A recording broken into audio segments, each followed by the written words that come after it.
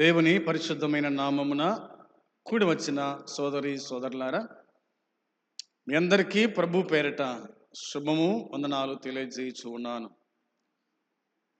మన రక్షకుడు ప్రభు అయిన యేసుక్రీస్తు ఈ నూతన దినాన్ని ఆయన మనకు అనుగ్రహించాడు.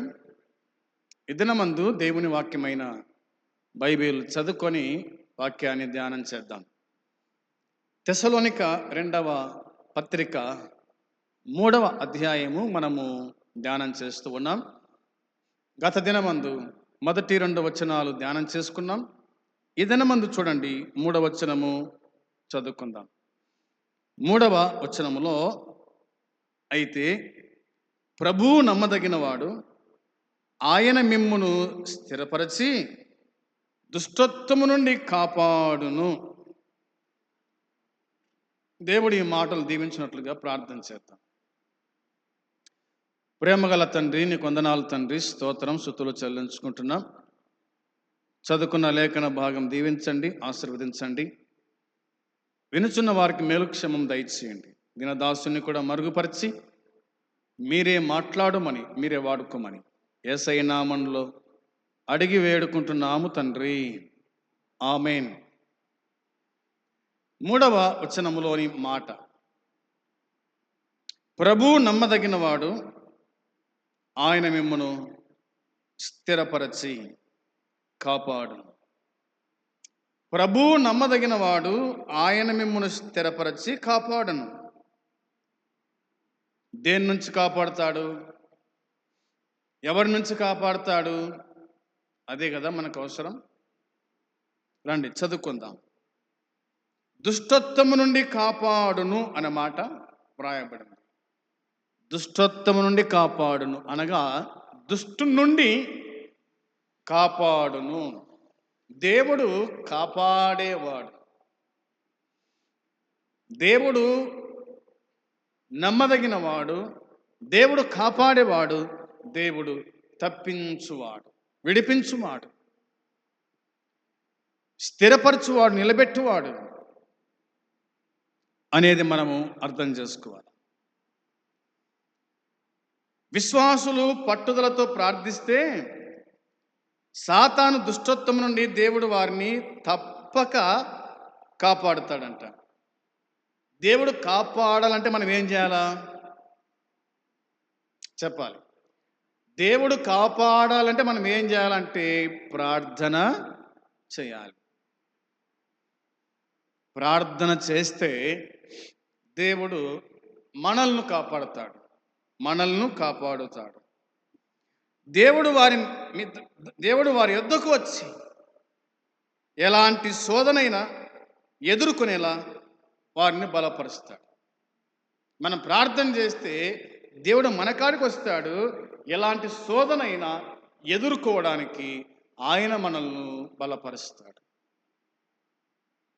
శోధన జయించాలంటే ప్రార్థన చేయాలి. ప్రార్థన చేస్తే దేవుడు మన కాడికి వస్తాడు, శోధన నుంచి తప్పిస్తాడు, మనల్ని బలపరుస్తాడు. ప్రభు చెప్పిన మాట అదే కదా, మీరు శోధనలో ప్రవేశింపకుండునట్లుగా మెలకువగలిగి ప్రార్థన చెయ్యండి. ఆత్మసిద్ధమే గాని శరీరము బలహీనము అన్నాడు.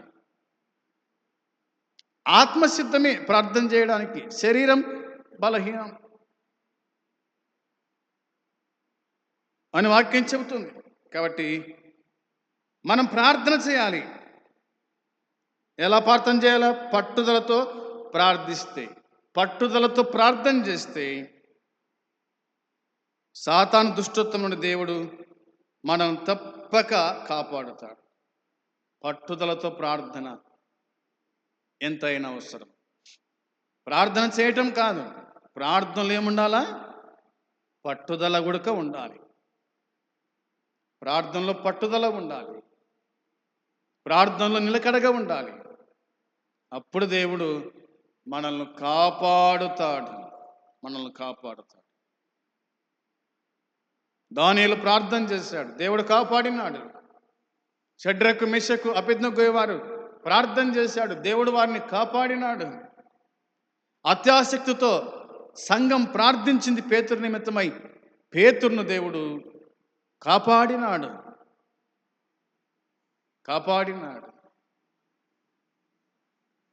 ఈ విధంగా మనం చెప్పుకుంటూ పోతే చాలా మనకు కనిపిస్తాయి. ఏలియా ప్రార్థన చేశాడు వర్షం పకున్నట్లు. 3.5 ఏళ్ళ వరకు వర్షం పడలేదు. మళ్ళా ప్రార్థన చేశాడు, వర్షం కురిసింది. పట్టుదల, ఆసక్తి, అత్యాసక్తి అనేది దేవుని వాక్యం మనకు గుర్తు చేస్తూ కాపాడుతాడు దేవుడు. రెండవది, ఎలాంటి శోధనైనా సరే ఎదుర్కోవడానికి ఆయన మనల్ని బలపరుస్తాడు. ఎలాంటి శోధనైనా సరే, శత్రువు శోధనైనా సరే. యోసేపును శోధించింది ఫరో భార్య, దేవుడు కాపాడలేదా? ఇలాంటి శోధనలు వస్తాయి కొన్ని సందర్భాల్లో. ప్రియమైన సోదరి సోదరులారా, కొంతమంది స్త్రీలు శోధిస్తారు. అలాంటి శోధన నుండి తప్పించడానికి దేవుడు మనతో ఉంటాడు. చాలామంది శోధించే వాళ్ళు ఉంటారు. ఏదేమైనా ప్రార్థన ఎంతైనా ప్రాముఖ్యము. ఆయన బలపరుస్తాడు, ఆయన స్థిరపరుస్తాడని దేవుని వాక్యం చెబుతూ ఉంది. ఉదాహరణగా ఒక మాట జ్ఞాపకం చేస్తాను మీకోసమై. కొరింథీయులకు రాసిన మొదటి పత్రిక 10వ అధ్యాయము 13వ వచనం. 10వ అధ్యాయం 13వ వచనాన్ని మనము చూద్దాం. చూడండి.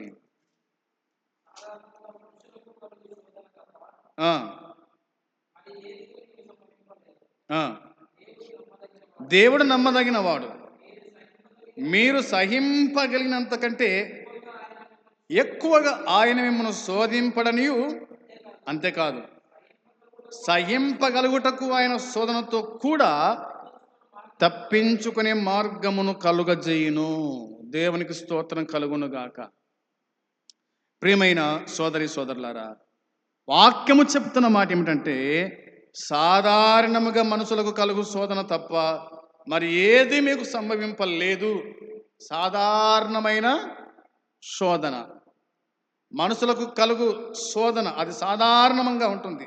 అయితే దేవుడు నమ్మదగిన వాడు, మీరు సహింపగలిగినంత కంటే ఎక్కువగా ఆయన మిమ్మును శోధింపనీయడు.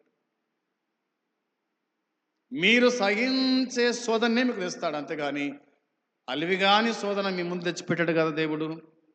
పెడతాడా? అలివిగాని శోధన తెచ్చి పెడతాడా? మీరు ఎంత శోధన సహిస్తారో అంత మాత్రమే. అయితే వాక్యం చెప్తున్న మాట ఏమిటంటే, అంతేకాదు సహింపగలుగుటకు ఆయన శోధనతో కూడా తప్పించుకొని మార్గమును కలుగా చేస్తాడంట. శోధన ఉంటుంది, అయితే తప్పించుకునే మార్గం ఆయన చూపిస్తాడు. తప్పించుకునే మార్గం చూపిస్తాడు. సులువుగా తప్పించుకోవచ్చు. యోసేపు తప్పించుకున్నాడు, అవునా? భక్తులైన వాళ్ళు చాలామంది తప్పించుకున్నారు. యేసు ప్రభువే కొన్ని సందర్భాల్లో ఆయన తప్పించుకొని పోయాను అని ఉంది. భయపడా? ప్రజలకు భయపడా? కాదు, తన సమయం ఇంకా రాలేదు కాబట్టి ఆయన్ని తప్పించుకొని పోయినాడు. మనం కూడా తప్పించుకొని పోవాలంటే ప్రభు సహాయాన్ని మనం ఎంతైనా కోరుకోవాలి. ఎందుకంటే ఆయన నమ్మదగిన వాడు. దేవుడు నమ్మదగిన వాడు అని వాక్యం చెబుతుంది.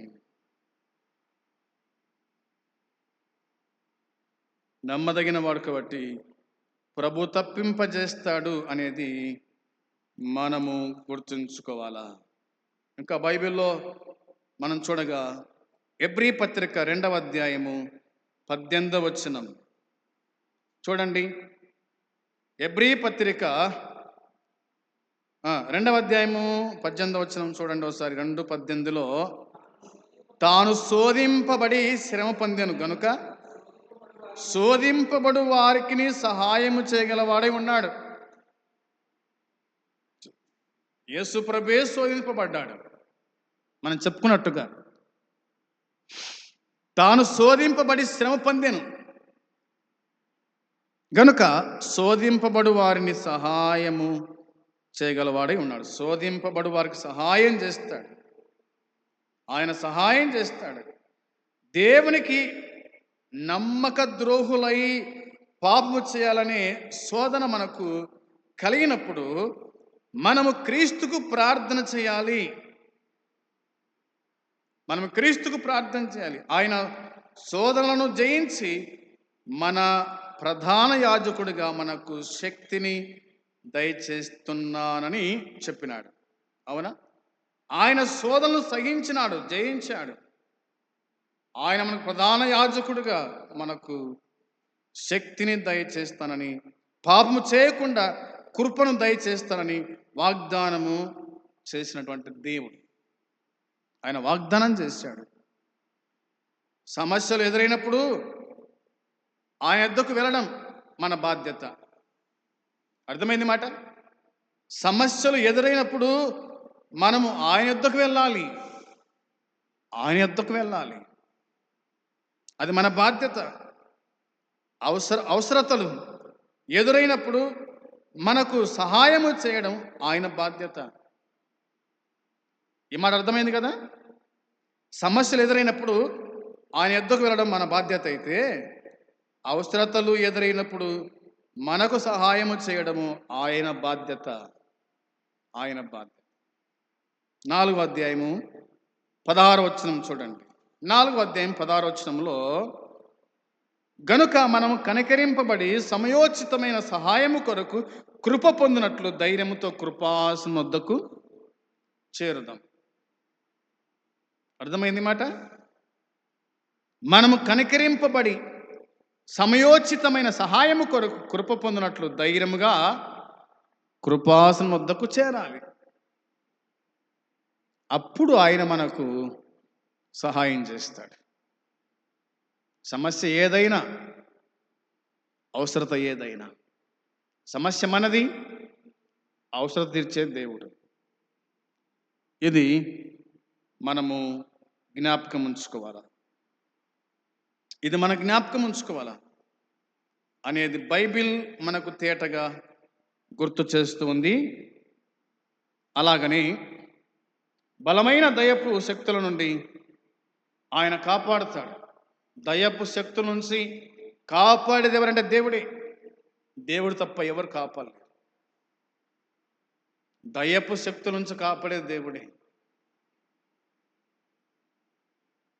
ఒకరికేమో 2000 దయాలు పట్టినాయంట కదా, వాణ్ణి కాపాడింది ఎవరు? దేవుడే. సమాజం కాపాడలేదు, పోలీసు వారు కాపాడలేదు, ఇంటి వారు కాపాడలేదు, కానీ దేవుడు వాణ్ణి కాపాడినాడు. దేవుడు వాణ్ణి కాపాడినాడు. అది మనం గుర్తుంచుకోవాలి. ఒక మాట గుర్తు చేస్తా.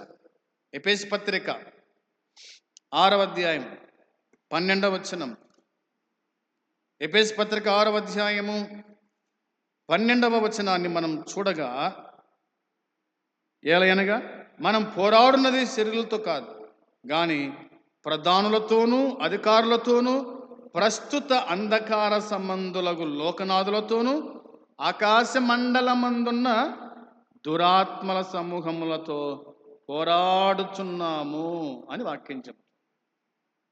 బలమైన దయ్యపు శక్తుల నుండి వారిని కాపాడుతాడు దేవుడు. అయితే మనం పోరాడేది ఎవరితో అంటే, వాక్యం చెబుతుంది, మనం పోరాడున్నది శరీరాలతో కానే కదంట, కానీ ప్రధానులతో అధికారులతో ప్రస్తుత అంధకార సంబంధులకు లోకనాథులతో ఆకాశ మండలమందున్న దురాత్మల సమూహముతో పోరాడుచున్నాం. సమూహముతో మనం పోరాడుచు. ఒక విశ్వాసి సాతానుతోను వాని దూతల సమూహంతోను పోరాడుతూ ఉంటాడు. ఈ లోకం విడిచేంత వరకు మనం పోరాడాల్సిందే. పోరాడాలి. యేసు ప్రభువే పోరాడినాడు. మత్తయి సువార్త 4:10 ఏం రాయబడింది చూడండి.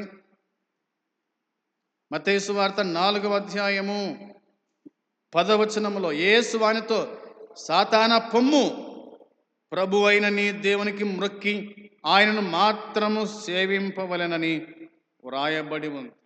సాతాన పొమ్ము, సాతాన పొమ్ము అన్నాడు. దేవునికి మాత్రం మొక్కాలి కానీ మరెవరికి కాదు.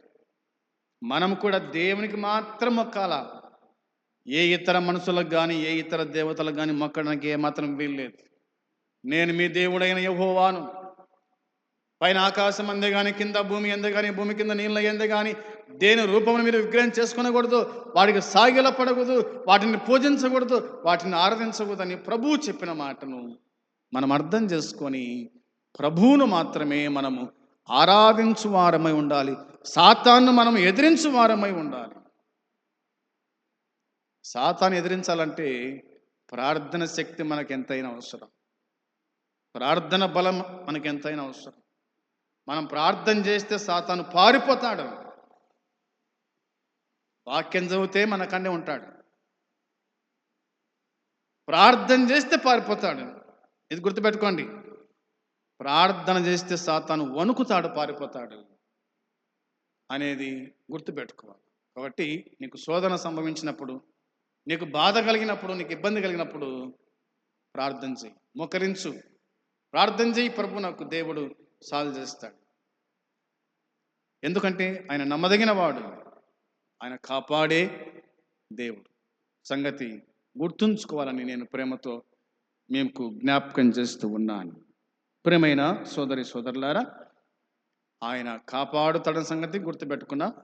అదేవిధంగా ప్రభు సన్నిధిలో మనము ముందుకు సాగుతూ ప్రార్థననే ఆయుధం ధరించుకొని ప్రభు పాదాల చెంత పడదాం. ప్రభు మనకు అట్టి కృపానుగ్రహిస్తాడు.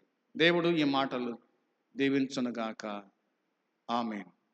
ప్రేమగల తండ్రి, మీకు స్తోత్రం, కృతజ్ఞతాస్తుతులు చెల్లిస్తూ ఉన్నాం. చదువుకున్న ఈ లేఖన భాగం దీవించండి, ఆశీర్వదించండి.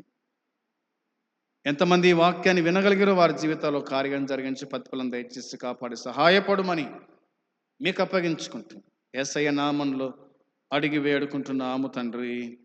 ఆమేన్. పరమందున్న తండ్రి ప్రేమ, మన ప్రభు అయిన యేసుక్రీస్తు కృప, పరిశుద్ధ ఆత్మ సన్నిధి సహవాసము కూడి వచ్చిన మనకు సకల పరిశుద్ధులకు ఎప్పుడు ఎల్లప్పుడు సదాకాలము తోడై ఉండునుగాక. ఆమేన్. అందరికీ వందనాలు.